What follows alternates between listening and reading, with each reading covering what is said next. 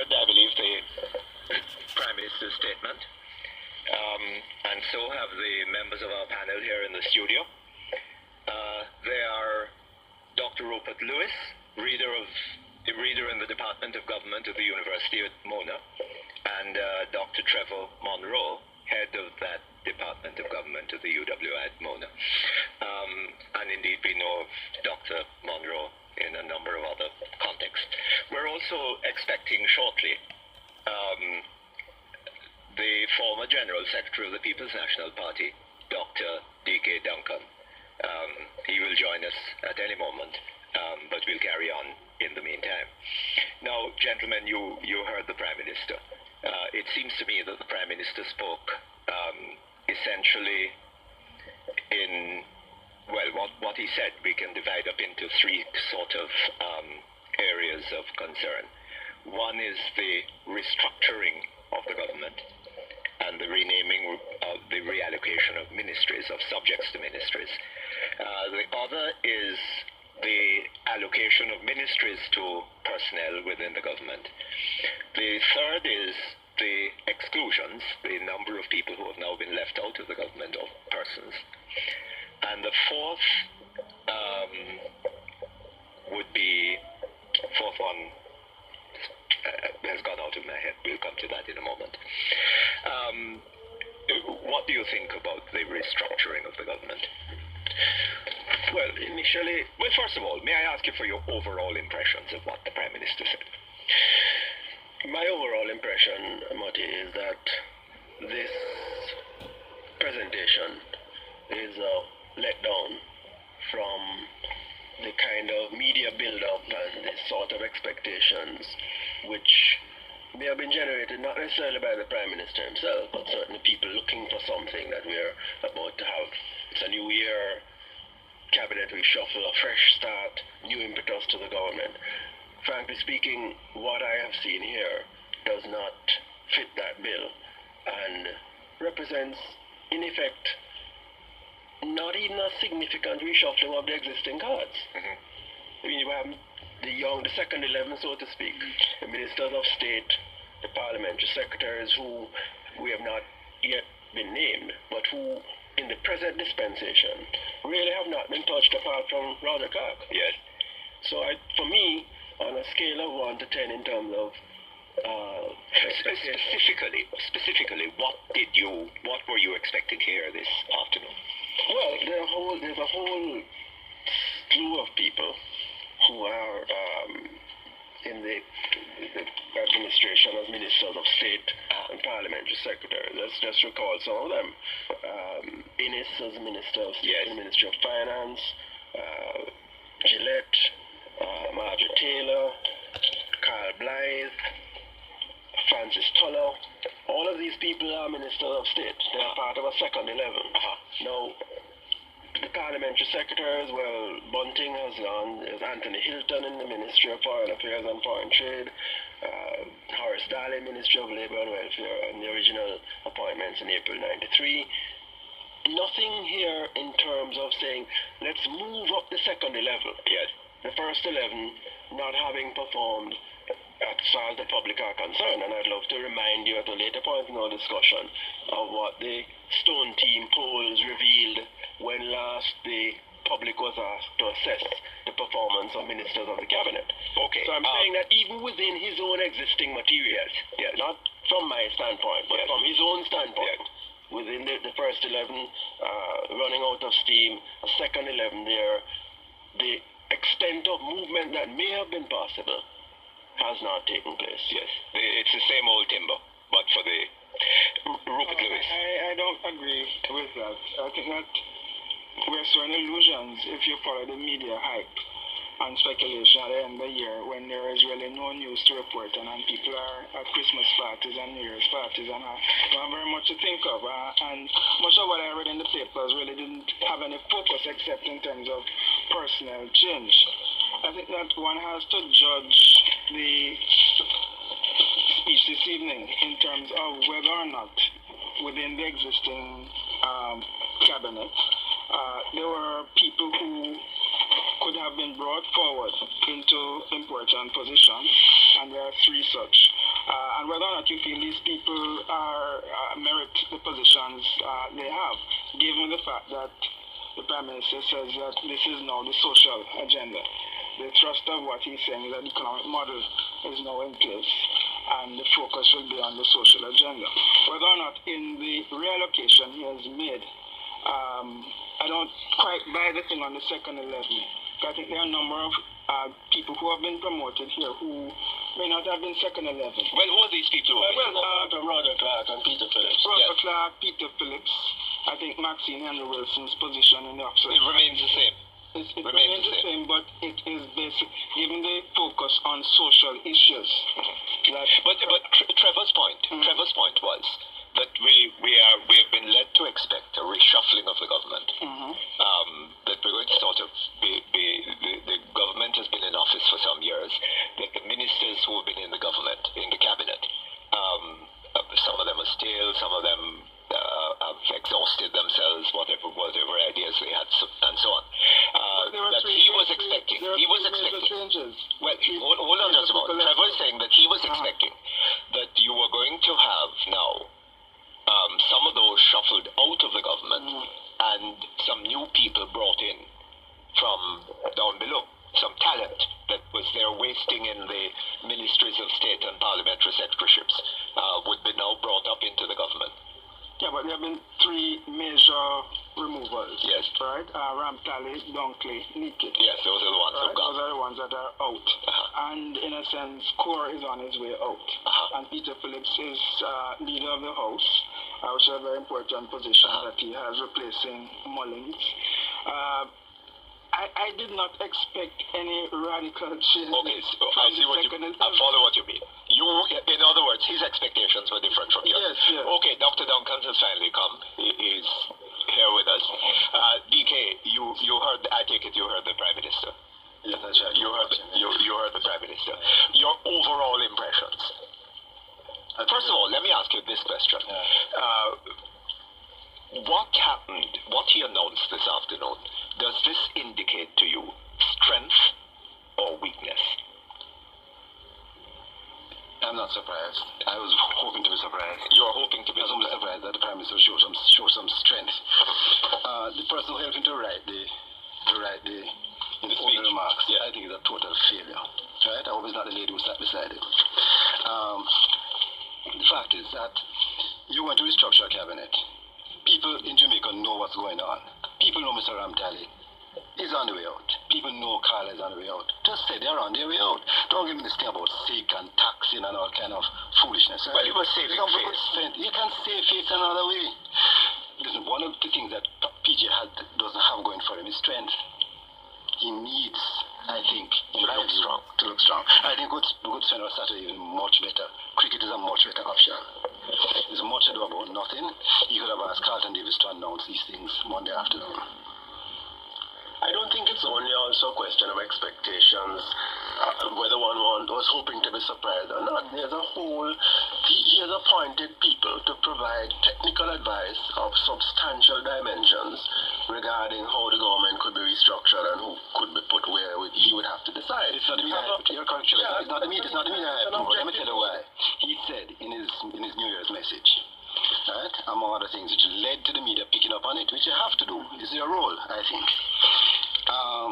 We cannot promote the interests of a few at the expense of the many.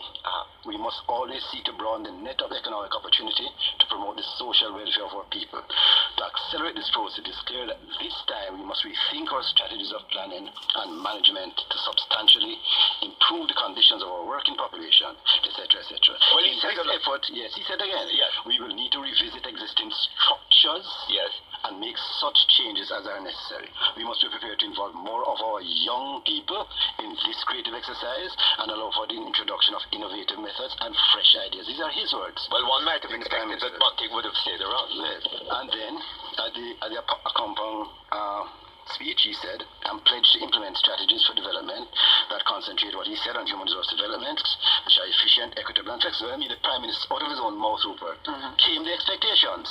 It's out of his own mouth that came the expectations. Okay, but the Prime Minister would respond. So what is the... Okay, the Prime Minister would respond that he said this afternoon that he was changing up the structure of the government. And he made reference to the Netford Commission as relying heavily on it. Yes. What are some of the things that Netford Commission say? It said, for example, restructuring must start with identification of priority issues relating to structures, personnel policy. And the number one suggestion that he made was that they suggest the core of ministries, not 11 ministries as the Prime Minister said. They put 11 ministers as a possible thing, as a minimum. But they suggest a core of ministries which could command bipartisan support. Meaning, what they're trying to suggest, that we should have a core of ministries, that whichever administration comes into office, those ministries should remain. So we don't go around with this foolishness which has again taken place today. It took place when I was in government. Yes. Right? It took place after and now again. Not just renaming ministries, almost for renaming sake. Yes. We need for some kind of stability and some focus and some purpose, arise out of some vision. I think that proposal by the Netford Commission is absolutely essential. Yeah, but with respect, he has followed to some extent the Netford structure, you know. What is it? Where's the bipartisan support on a core of ministries? Well, first of all, the numbers of ministries. He has come up with 16? 16 to 40, and then hide 2 underneath them. Yes. And then hide 2 of them underneath it. Yes. That's not change. That's but that's not. You can't say that. Why can't I say that? I've said it. Hiding one underneath. He hid tourism underneath him. Yes. Yes, he has a minister, full cabinet minister of tourism, and at the end, in the office of the Prime Minister. Yes, at the end, take responsibility for an aspect of economic development. I don't say he mustn't take responsibility. He can name another 40 ministers if he wants and take all the responsibility. But that is what he has done. Yeah, there's a way in which that's why I say Carter could announce it on Monday. What is possible, what is real, and the whole way in which people respond. Don't care what he does, there's going to be some criticism, and as today. Okay. And one needs to say what is realistic in what he has done, as distinct from what we can invent. Before we go back to the question of the appointments, let us finish up this question of the restructuring of the government that he claims to have done. Is this credible as a restructuring of the government? You can't answer that question only on the basis of what he has done, but on the basis of what he has said so far, I think that the human resource development area is consonant with what the Netford Commission speaks about. I think that in the area of finance and planning, which by and large remains the same, Netford Commission didn't have much to say on that. In health and environment, some of the connections that Netford report makes, he doesn't make. For example, in the area of youth. Youth is now a part of education, where it wasn't even mentioned in the Netford report. So, yeah, man, it was under local government development. Local government development. Local government development. He hasn't really followed Netford in terms of the... Yeah, but one shouldn't treat the Netford report as a Bible. One should treat it as a... But let me ask you something. There are 2 ministries here, the Ministry of Environment, Land and Shelter. And when I heard that, I thought that this was going to be the Ministry of Agriculture. But it turns out that there is an additional ministry. Housing, is it housing? It's housing. Shelter. Housing. Ministry of Environment, Land and Shelter. That is housing also. Shelter is housing. Shelter is housing. And then in addition to that now, there is a Ministry of Agriculture and Mining. And there's another ministry. There's another ministry that has a bearing upon this. Which is it? Another ministry that deals with some aspect of agriculture, isn't it? Agriculture and mining. No, because food security is also part of agriculture and mining. Okay. But anyway, there are these. What is the agriculture and mining? If you're having a Ministry of Environment, Land and Shelter, the old designation used to be Agriculture and Land, which had a logic to it. But you've taken land and you've put it into the Ministry of... But I don't understand that one. Okay, we have to take a break. Hold on. Moderator Wilmot Perkins and his panel in studio. Okay, thank you very much. May I remind you that the members of our panel are Dr. Trevor Monroe, head of the Department of Government at the University of the West Indies, and a number of other things which you all know about. Dr. Rupert Lewis, who is also in that Department of Government, and Dr. DK Duncan, a gentleman I feel out in the cold. I have him now not covered by a doctorate. Dr. Duncan, of course, former General Secretary of the party. Looking at the personnel, the appointments of ministers or who have been left in the government. Now, we have seen Mr. Ramtali has gone. Mr. Dunkley is out. Mr. Kaur is on his way out, but he remains in a ministry until such time as he departs, at which time I suppose that he will be replaced. Mr. Leakey is out. Looking at assuming that these men, the Prime Minister took a look at these men and said, look here, this is old lumber. We need to do better than this. We need to bring in young people with ideas. Are there any other ministers remaining in the government that have any better justification for being there in terms of their performance than any of these three? Before we get into that, Marty, I think that we ought to look at the proposal or the decisions the Prime Minister has made also against the background of public opinion, to the extent that we have any sense of that. Now, the last study, the Stone team did a survey of the performance of ministers February 12 to 1994. Yes. Now, in that survey of the country, 27% of the people were of the view that no single minister is performing well, while 38% could not think of any. Only 35% of voters were able to name ministers whom they thought were the best performers.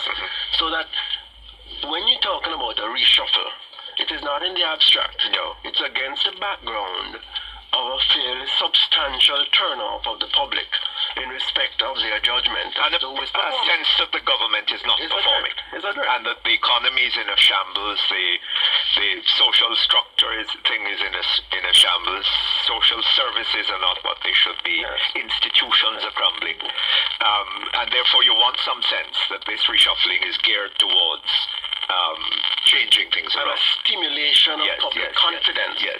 that there is Yes. going to be the issues that face New energy, new ideas, yes.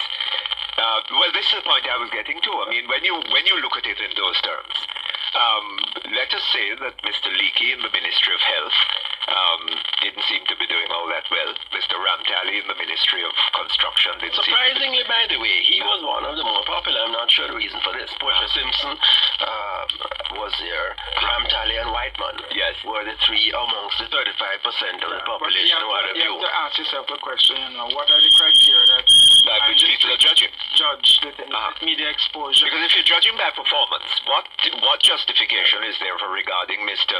Ramtali or Mr. Whiteman? If you look at the condition of the schools as against the conditions of the hospitals, what justification is there for saying, well, Mr. Whiteman has been a wonderful performer, but Mr. Leakey has not? Definitely not. I mean, in terms of the performance criteria. Yes. And the ones you have identified, there's no real basis for making that dramatic distinction. Yeah, but obviously the Prime Minister knows things that we don't know.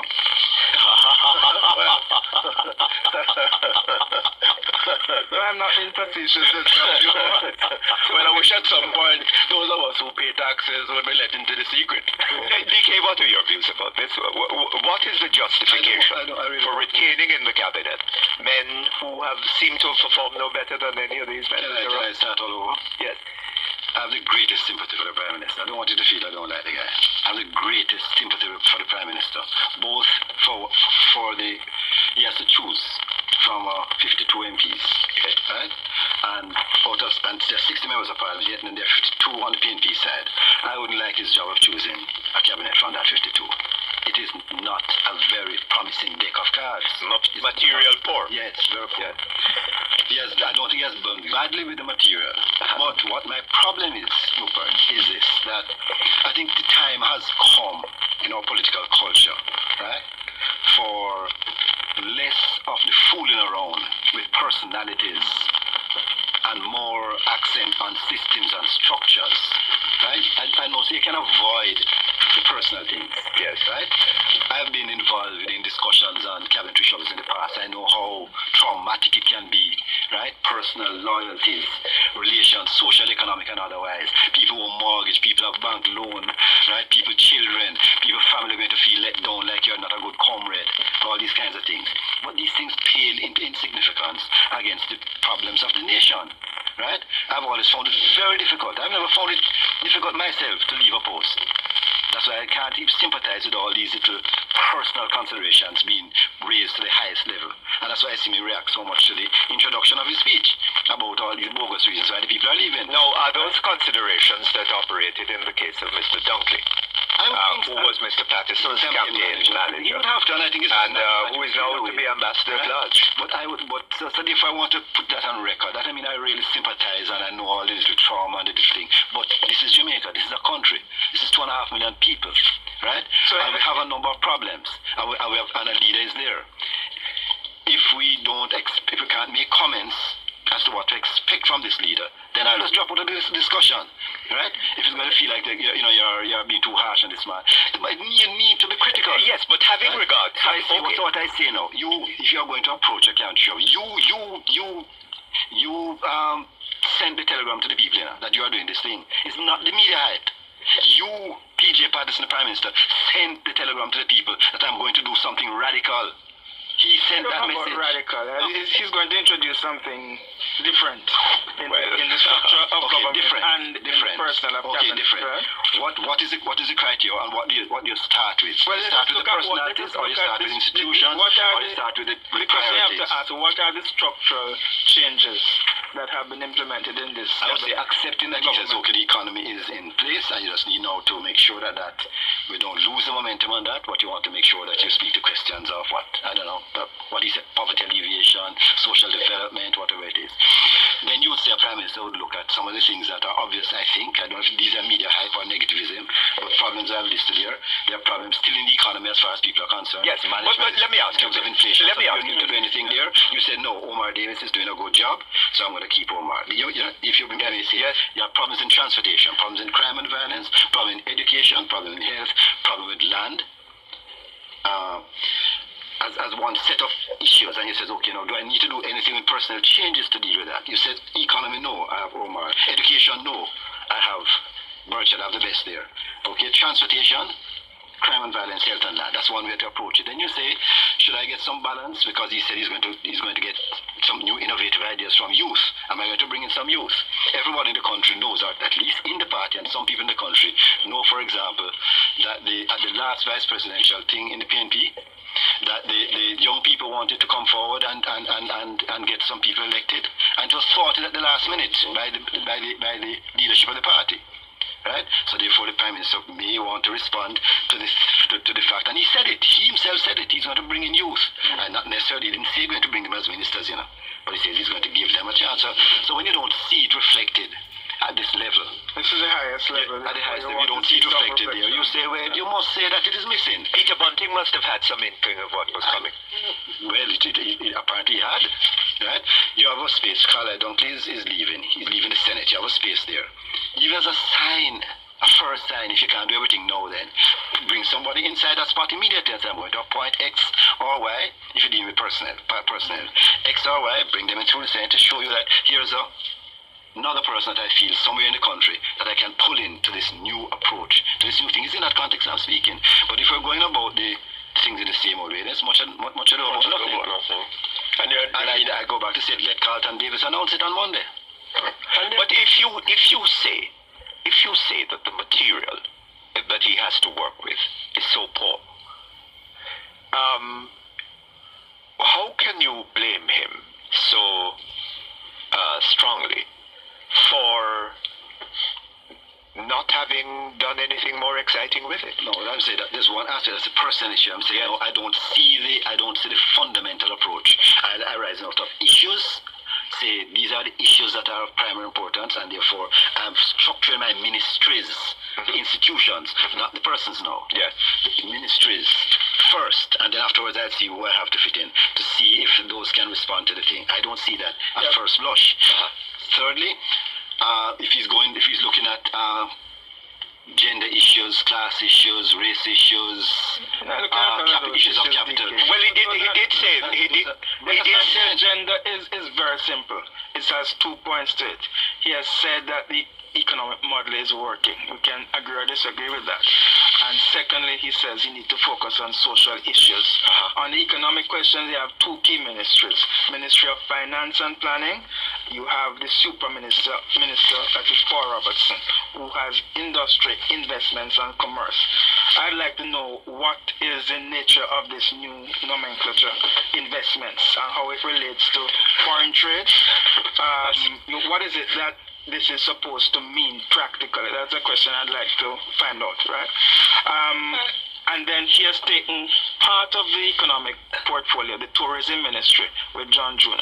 So that I think the discussion has to deal with how he has conceptualized these structures. But is it clear? Is it clear from these, from this, that he has any very clear conception of that he has designed a kind of spearhead moving forward? What I understand, he basically is saying that the economic team in the cabinet is himself, Omar Davis, Paul Robertson. I don't think there's anything new conceptually there. He said the model is working. And he started the introduction by indicating the things that we have heard already, NIRR and so on, what have you. That basically he feels that there's an economic base from which to chart the social agenda. And hence he's taking this element of tourism as his responsibility directly in the OPM, and he's saying also that he's going to make some move on the social agenda to deal with some of the points that DK and Trevor and others have been talking. Let me ask you, now, this concern, where is it reflected? What is he saying? Where is it reflected? Where is what reflected? The social agenda. The social agenda is as yet to be explained to the country in terms of what exactly he plans to do to eradicate poverty. Is what he says. It is in relation to this nomenclature. In relation to the nomenclature is that he, the Prime Minister, is going to take the responsibility for this initiative. This is what he says. Which initiative? The social agenda. Bringing in new social agenda. It's true that the material is not what many of us would like, but looking through the list, I insist there are people here. There's young Peart, who's in his 40s. Buchanan is in his 40s. Ellis. Carl Blythe is in his 40s. That's Minister of State. I know, I'm saying that these are people. These are people who might have been promoted. Who could have come. So that while one is not, the material is not one would have liked. If there was an alternative approach to simply reshuffling the full ministers, you could have drawn more on those who are younger, who have seen to give an indication. We come back to that after the break. Hold on just. Thank you very much. Back here, our panel, Rupert Lewis, Trevor Monroe, DK Duncan. And we were talking just at the break about the Prime Minister's failure to give, which we spoke about before, an impression of a strong leader who is taking hold of his government at a time when there is a perception in the country that the government is failing, is falling down. Yes, it's from the standpoint of people who have been loyal to him, who have worked with him for many years, who are nice persons. I can understand why some of the ministers are retained. I mean, Horace Clark and Seymour Mullins are two very nice persons and who have been very longly associated with the Prime Minister. But if you're looking at him fulfilling his New Year's message, we must be prepared to involve more of our young people in this creative process and allow for the introduction of innovative methods and fresh ideas. Now, to the extent that there are not large numbers of those young people, either in the ministries of state or in the parliamentary secretariat or as members of parliament, you still draw on those who are there, who have demonstrated some competence, and whom I think have not been touched at all in this exercise, apart from Roger Clark. Let me ask you a question. Mr. Mullings. Mr. Mullings remains Deputy Prime Minister. One has the impression of Mr. Mullings like a fielder on a cricket team, whom you put down well, I don't know if you ever tried him in the slips, but the Ministry of Finance may have been the slips. So you put him in the slips and he drops a couple of catches. So you put him down at third man. and it's a ball down there and it goes to the boundary, a couple of balls, it just goes through his hands. So you say, no, where shall I hide him? And you try fine leg. And the ball goes, they've taken now Mr. Mullings, having put him in the Ministry of Finance, he put him in the Ministry of Agriculture. He didn't distinguish himself in finance. I don't know that he distinguished himself anymore in the Ministry of Agriculture. He's now Minister of Foreign Affairs and Foreign Trade. Now, what is that about? This is about CARICOM. And it's about NAFTA, GATT, fundamental question. Absolutely. In an economy that claims... What is talking at this point about land sales? One is talking about a man who was served in the Ministry of Finance. Right, finance. He has been in those three ministries. He has been in those three ministries. And in none of those ministries can he be said to have distinguished himself. And you now put him in charge Forget of about a land fundamental area in terms of the economic model. Absolutely. Strongly on that. I mean, I wouldn't contest and defend the allocation of the ag portfolio to Mr. Mullins, other than to say that there are other criteria which comes into play, in looking at a cabinet, and the one other criteria is obviously loyalty. Okay. And seniority within the party itself. Trevor, your view on that? Well, it's obviously at work, but at this critical moment, when the alienation of the population from government and politics is at an unprecedented high, when the party standing is low, when Mr. Patterson's reputation as a leader is also at an all-time low, issues of loyalty have got to be put in their perspective and have got to come in their place, and they have got to come a very poor second. You have to say, look, brother, we have been together this long time. You and I accept that the interest of the country and the party are primary. Let us recognize that we can't continue this way in terms of the people's future. And part company. DK, I want to get your comment on that, but before we do that, there are some private sector leaders whom we are hoping to bring into this conversation. And one of them is on the line, Mr. Ivan Tomlinson, the president of the Jamaica Agricultural Society. Hello? Hello? Mr. Tomlinson? Uh-huh. How are you? So you heard the Prime Minister? Oh, yes, I heard it. What are your views? Oh, my views is that as Prime Minister, as Prime Minister, he is captain of the team, and if he feels that a player better used in a certain position, then that's his prerogative, And I have worked with Harris Clark already, and I think he was doing a good job. Don't know why he was changed at that point or something like that, but I think he did a good job when he was there. We got along very well, and if I'm going to, I think he should make a very good minister. So you're happy with Mr. Horace Clark as Minister of of Agriculture and Mining? Yes. But what about your impressions about the general restructuring of the government and the cabinet reshuffle? How much of a reshuffle do you think there has been to begin with? I beg your pardon? I say, how much of a reshuffle do you think there has been to begin with? Well, as I overheard the Prime Minister saying, is that he thinks that he has put the right people in the right place, and that he's expecting performance. And you believe him? Well, I can do nothing else but believe. I have no alternative. Tell me something. Mr. Mullings has been appointed now Minister of Foreign Affairs and Foreign Trade, and he remains Deputy Prime Minister. What do you think of that appointment, having regard to the importance of foreign trade at a time when we are opening up the economy, and we are having to deal with regional matters in CARICOM, with larger regional matters with NAFTA, with the GATT, and all this kind of thing? What do you think about that? I think that the Prime Minister must have had a very good look at the performance of his predecessor in foreign trade, and from his experience with both parties, he felt that Minister Mullins would do a a better job. So you trust implicitly in the Prime Minister? Oh, definitely. Definitely. Thank you very much, Mr. Tomlin. Okay. That's it. Gentlemen, are you're impressed with the leadership of the Jamaican public opinion? I beg your pardon? Well, I understand Mars Ivan's view, you know. It's a very, I think he's An older just lawyer. the Prime Minister's judgment. Yes. But I think that his membership in the agricultural community and the agricultural sector will be well advised to take a more independent and critical stance to see whether there are pros and cons in some of these appointments, and not simply to say, well, the Prime Minister's captain and he must know what he's doing. I mean, with what attitude to the West Indian cricket team, we must have a view.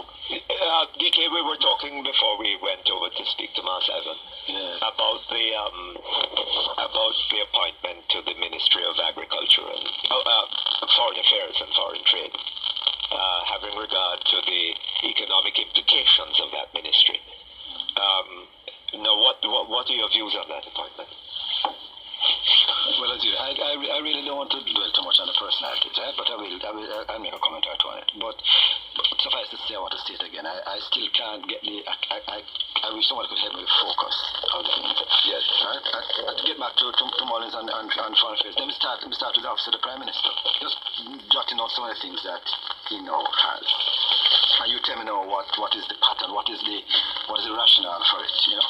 If you're talking about restructuring, if you're talking about having an institutional response to some of the difficulties that we have in our country. He has with him, he's Prime Minister and Minister of Defense. You know, so he has tourism, SEC. Well, he has tourism only in a marginal sense, because he has a full-time Minister of Tourism, a full cabinet minister. He just happens to be sitting in the office of the Prime Minister. So therefore you could just have a Minister of Tourism then?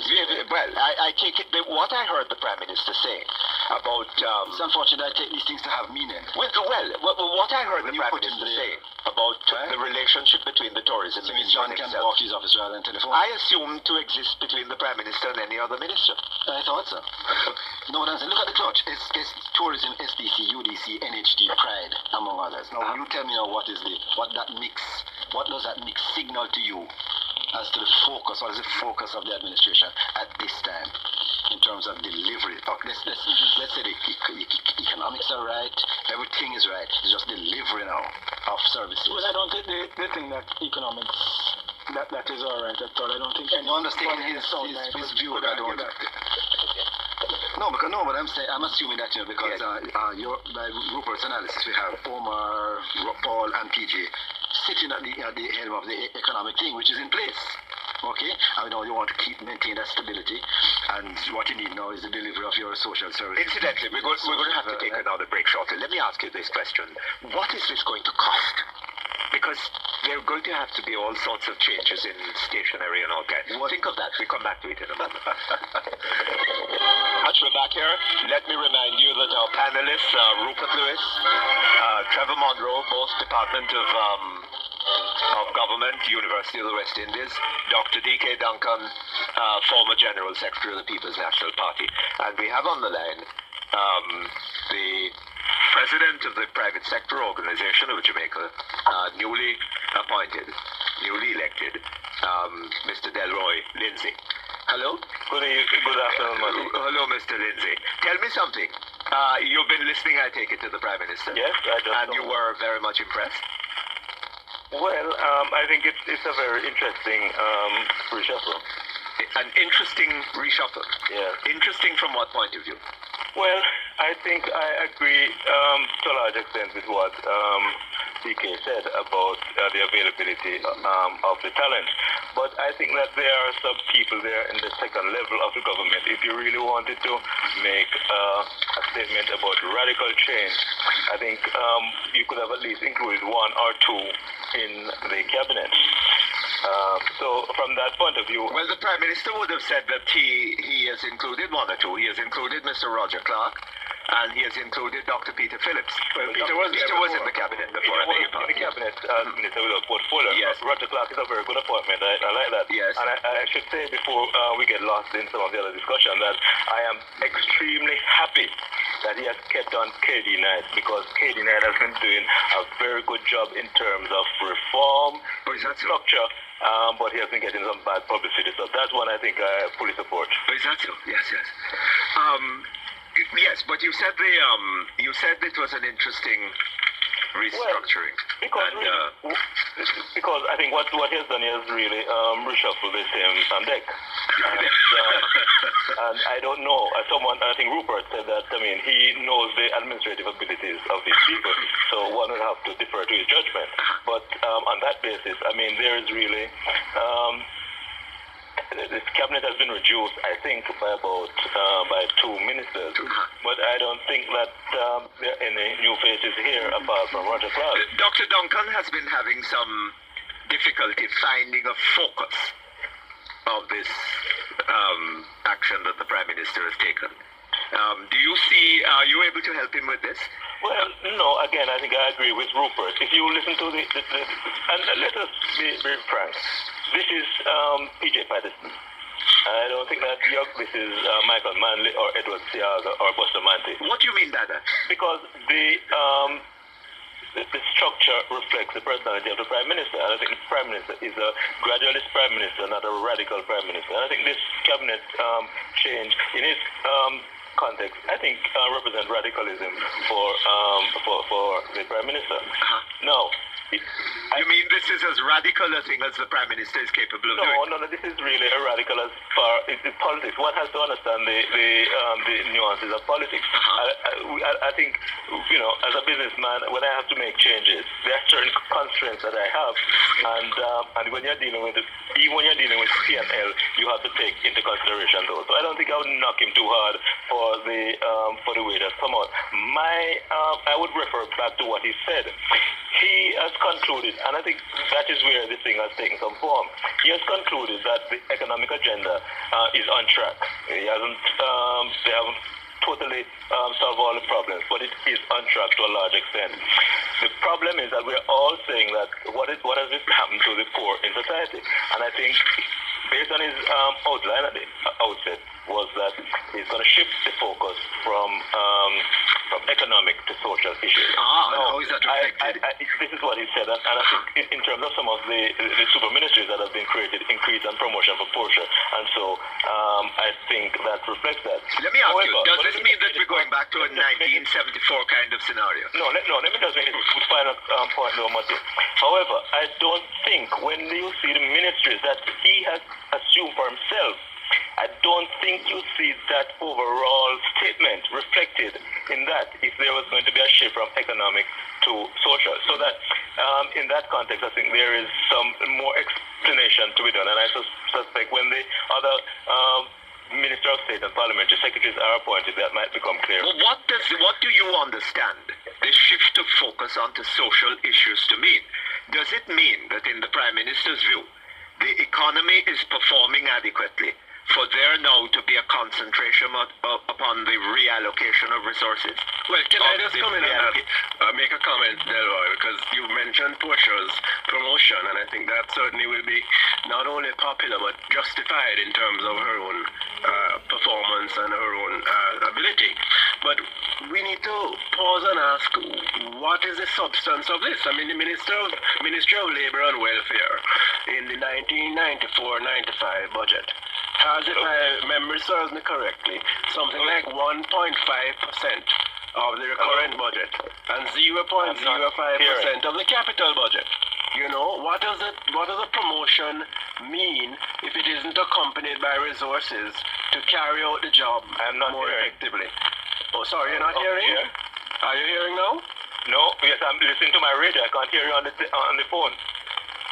Oh dear, there's a problem. But I was making an observation regarding the promotion of supported.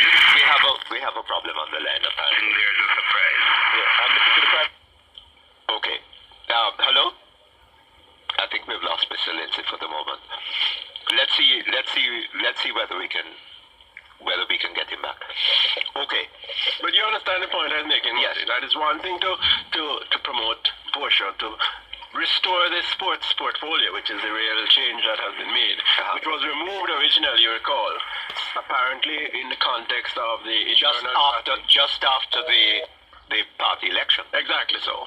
But this restoration means nothing. It's really a basket to carry water, unless it is accompanied by Yes, some well, resources.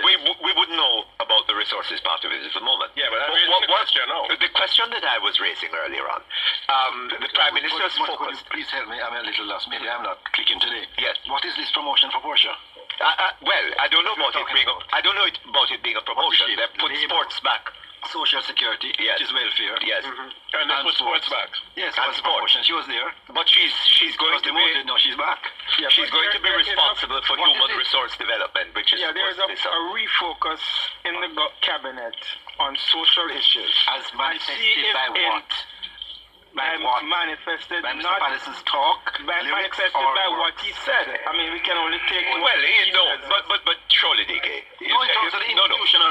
Okay, institutional response. he's made a. We don't know what resources are going to be. No, put not behind resources. this. What is the institutional response here? Yes. SDC, which has been a total failure over the last few years. Okay, I think we have Delroy Lindsay back. Hello? Yes, Hello? Delroy. Hello, yes. I'm sorry, we lost you, but you're back now. Well, I can't hear you on the telephone number, but I'm listening to you on my radio. I see what you mean. Well, see how Trevor wanted to ask you a I question. was only making a caution, Delroy, and asking whether you agree with me that the addition of sports to Portia Simpson's portfolio is something that will be both popular and justified. Yeah. But the resources which have been made available to her, certainly in the current budget, reflected in the nature and character of the Ministry of Labour and the Ministry of Welfare, are so limited that one would have to reserve a judgment as to whether this is a real promotion until one sees whether she is given the materials to carry out the work that the appointment implies. Hello? Yes. Have you heard that? Yes, I heard, and yes, I'm listening to my radio, and you can hear me. Yes. Okay, good, because I can't hear you on the phone. Okay. Well, Trevor, I mean, if something was taken away from you and it has been given back to you in politics, that's a promotion. No, I absolutely agree with you. Having my experience of the last 18 months at MPM, you can have a portfolio responsibility, but unless you have the resources to do the job, it's no point. Okay, well, let me ask you, tentatively then, what does this restoration of sports to Portia Simpson mean? And can I follow up? Having regard to the fact that it was taken from her And given back to her. after at the time that it was taken away and is now being given away. And also, Delroy, Given back. was a Ministry of Labour, Welfare and Sports a sensible ministry in the first place? Absolutely. Well, no, It was just nonsense. It was a reflection of McNamara to give her, at the time when he won, a civil ministry to be equal to Patterson at the time because of the internal party thing. So they just put together a hodgepodge of things, labour, welfare and sports. Now, no, she's very nice as a sports minister. She smiles nicely and she's at all the functions and sports, and the sportsmen like her. But what is is that the correct institutional response to the demands of the issues in relation to young people and sports? Why not education, youth and sports? well, that's a good question. No, but you guys are asking me questions. I was the one who made these cabinet changes. No, it's not for comment. You're not in the cabinet. Comment, I suppose we are here to comment. But I will comment. By all means, I can give you my opinion. I think that you have, whether you think that it's a promotion or not, it's another matter. But I think it is because you have added responsibility. And in politics, everybody wants more responsibility. Everybody wants to be prime minister. No. Well, what we know is that she has another name to her, another word added to the legend. Exactly. On her. Sports is a very high profile, and if you have noticed, ministers of sports in the past with other ministerial portfolios, they have used the sports part of their ministry to really promote themselves, and have done very good at it. Which is doubtless why it was taken from her in the first place. I don't know that, but all I'm saying is that she has an opportunity now to so do. You think she's been groomed as a potential leader? Marty, you have often said, because in Jamaica almost every person with a high school degree is referred to as bright. Yes. And you have often said that we have a lot of bright people, but you have often asked the question, what have they accomplished? Now, looking at this cabinet, I would ask myself, what are the accomplishments of the individual ministers here in this cabinet, and which are the ones that we would give some high marks for as independent bystanders? Definitely. And Could you tell us one? Well, I certainly would like, I would say Omar Davis has performed very well in the context of the government over the last 2 or so years. You're happy with the levy? I'm most unhappy with the levy. But in life, Matti, you can't let your personal interest detract you from a performance. I mean, inflation has come down, not at the pace the minister had indicated. You have some stability in some of the macroeconomic indicators. We are not there yet, but we're on our way. All right. I don't want to get too deeply into those matters this afternoon. We want to focus upon what the Prime Minister has done. Well, you think that Dr. Davis is a minister of some yes. And I think also that KD Knight, having worked with him, worked with the programs that he has been instituting, and of course the Commission of Police which we have, and some of the long-term programs. So the appointment of Colonel Macmillan, which he didn't do, I don't think he had very much to do with, and the production of 750 police motor cars. Is that it? No, those are your definition. No, I'm asking. I did not use it. No, what else? I say that the programs that I have been associated with from the PSOJ with respect to the long-term training programs and the whole institutional development of the force, those are the ones which I would give him high marks for. Yes. He has a very bad public image, but that is life and that is politics. Well, I have to deal with substance. Well, unfortunately, I think in terms of actual performance, those are the ones which I would like. Let me ask you the question that I've been asking other people. Mr. Mullings. Mr. Mullings is Minister of Foreign Affairs and Foreign Trade. This means that he's going to have direct responsibility for matters like CARICOM and NAFTA and the GATT, which are going to loom very large in our lives, having regard to the opening up of the economy and so on, and our hopes for entering NAFTA and all this kind of thing. What are your views on that appointment? Well, if I were Prime Minister, I certainly wouldn't have put Mr. Mullings in that portfolio. But that is my view. But let me say this though, that a ministerial appointment is really only okay. Okay, I'm afraid I have to leave you here, Mr. Lindsay.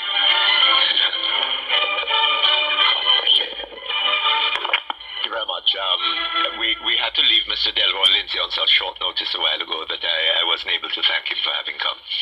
But may I remind you of the members of our panel, Rupert Lewis, Trevor Monroe, from the Department of Government, University of the West Indies, and DK Duncan, former General Secretary of the People's National Party.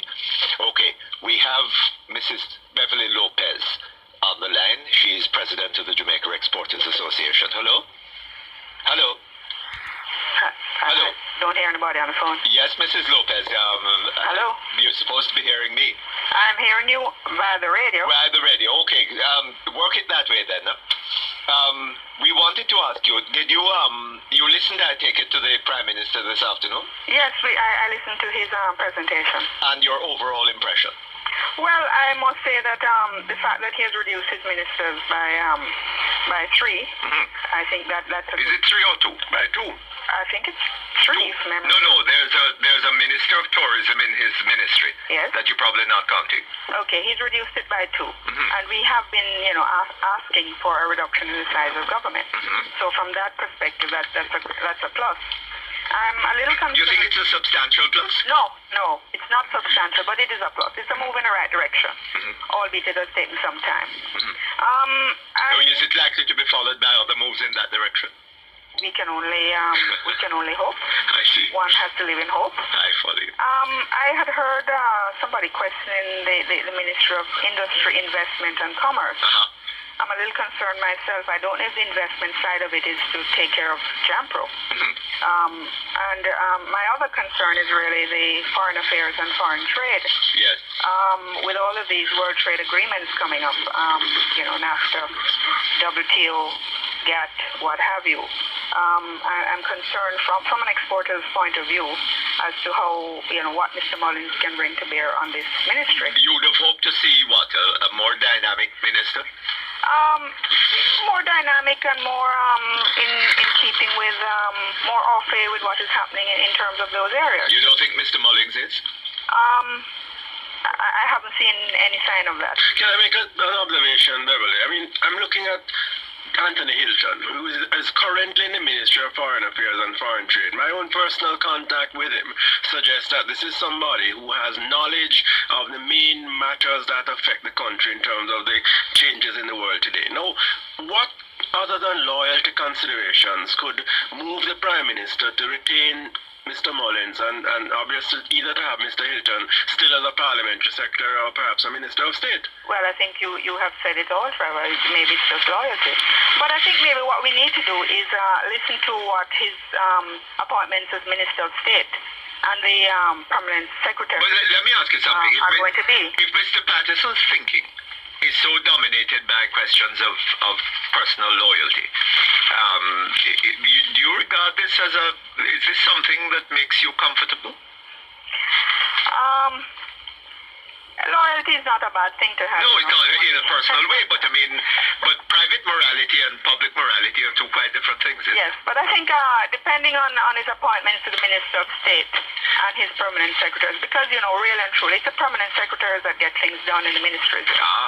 Ministers can want and wish and make statements, but if the permanent secretaries don't get the things done... So all of this really is irrelevant. What matters is the appointment. No, I'm not saying it's irrelevant. I'm saying that it is important what his selections are for ministers of state and permanent secretaries in the various ministries, because they go a long way in getting things done. So I'm not saying it's irrelevant, please. Now, will you support the abandonment of the idea of appointing ministers of state and parliamentary secretaries at all? No. Just don't appoint any? No. You would want to see some? Yes, I think so. I think we need to have some there. Why? For what purpose? If ministers can't get things done, why permanent ministers of state and parliamentary secretaries get anything done? Who is going to get it done then? Who is going to get it done? Permanent secretaries, isn't it? I say that the permanent secretaries are very key. Yes. Very key people in getting policy carried through, yes. Wouldn't you be hoping to move towards a much smaller, leaner executive, Yes. And therefore we want to cut down the amount of ministers of state and parliamentary secretaries? Yes. Now, if you so we wouldn't really be looking forward to too much then. No, to the appointments of minister of state in relation to the management of the foreign affairs, foreign trade and responsibilities. Well, if for instance Tony Hilton is put into that ministry, then he would provide some sort of support. And what you mean is that if you're putting Mr. Mullings there, you need to give him a backstop. In that ministry. I need to remind us, though, that in the April 93 formation of the government, you not only had 17 ministers, you had 14 ministers of state and 8 parliamentary secretaries, a grand total of 39. Now, is that what you'll be looking forward to? I mean, that size of administration, or would you want to see deeper cuts in the backstop, so to speak, than the cuts that have taken place in the size of the cabinet? I would hope for deeper cuts, Trevor. Okay, let me, Mr. Anthony Hyde of the Jamaica Manufacturers Association. We have him on the line. Hello? Hi, Mr. President. Mr. Hyde, good afternoon to you. Mrs. Lopez, you don't go. Okay. Mr. Hyde. You heard the Prime Minister? Yes, I did. Overall impression? Well, one of the things we're happy about certainly is the fact that there is a minister with responsibility for industry, albeit it includes investment and commerce. Commerce and industry. What does that mean to you? What do you understand by that? Mrs. Lopez was having some difficulty with it. And so were some of the aspect of it, the investment aspect? Well, what does that mean? Well, to my way of thinking, I'm of the opinion that the investment which is so critical to industry at this time, that would also be a logical aspect to include. So you're going to get that by adding the name investment to a ministry? No, well, I'm hoping that the ministry will perform as is designated. What do you expect it to do? I certainly expect that the ministry is going to try and mobilize investment, whether local investment, foreign investment, for the rebuilding of the productive sector. How? Well, there are a number of mechanisms that one can use. Such as? One certainly can put the requisite ingredients in place. I think the industrial policy, I've alluded to some of that, to try and stimulate interest in the productive sectors and to attract investment.